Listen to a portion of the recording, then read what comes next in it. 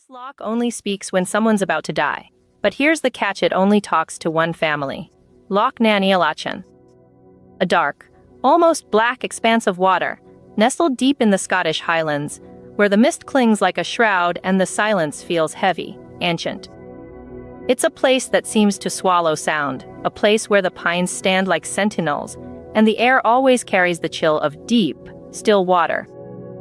It was here, in the bitter winter of 1812, that a young boy named Alistair slipped through the ice. His mother, Elspeth, arrived just in time to see the last bubble break the surface. The grief that followed was a physical weight, a hollowing out of her very soul. For 3 days, she didn't speak, didn't eat, just stared at the wall of her croft. On the third night, a compulsion drew her back to the water's edge. The Loch was a sheet of polished obsidian under a sliver of moon. Not a breath of wind stirred.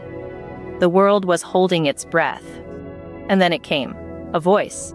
Not from the air, but from the water itself, rising as if the loch itself had formed the words. It was Alistair's voice, but stripped of all childish joy, filled instead with a terrible, gentle clarity. It whispered 3 words. A warning that stole the air from her lungs, a secret she would carry trembling to her grave. And that was just the beginning. From that night on, a bond was forged in sorrow. Her bloodline became the Loch's chosen messengers, its reluctant oracles. For over 200 years, every single death in the family is preceded by that same, impossible voice. Geography is meaningless to it.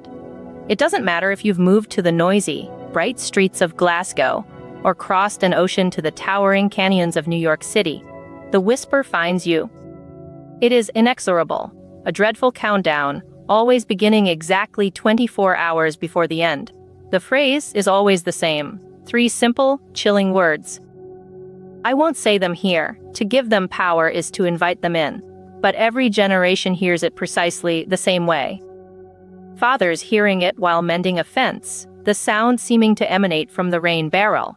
Daughters jolting awake in their dorm rooms, the whisper coiled in the silence after a dream.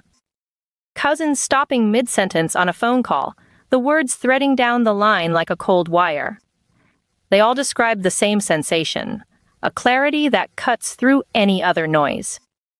It's not an echo, not the wind whistling through a crack. It is a calm, intimate, and utterly lucid whisper, spoken from the very essence of water. Here's what makes it truly, bone-deep terrifying. You are completely alone with it. No one else can ever hear it. In the 70s, a team of scientists from Edinburgh arrived with truckloads of equipment, determined to solve the mystery.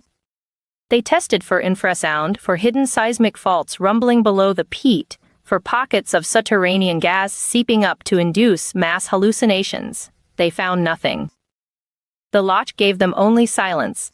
Locals have fished its depths for generations, their lines sinking into the same dark water. Tourists laugh and camp on its banks, toasting marshmallows over fires.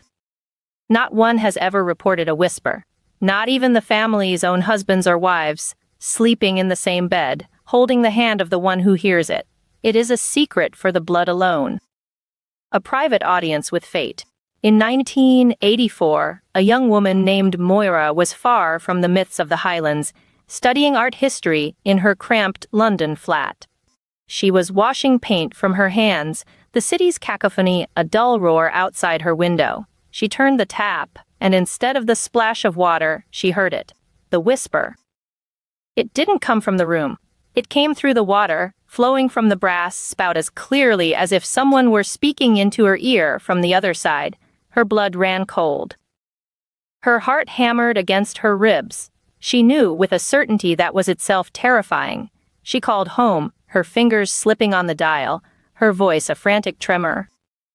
Her brother answered, his own voice thick with tears. Their father had just collapsed in his garden, clutching his chest. He died the next day. At the exact hour the voice had spoken through the London plumbing. There is no escaping it. No scientific paper can file it away. No rational thought can shield you. It is a curse woven into the very helix of their DNA, a cold, wet warning from a loch that never, ever forgets a debt paid in grief. It is a bond of sorrow that time itself cannot break, a ripple from a tragedy 2 centuries old, still washing upon the shores of the present. Would you listen if the water started talking to you?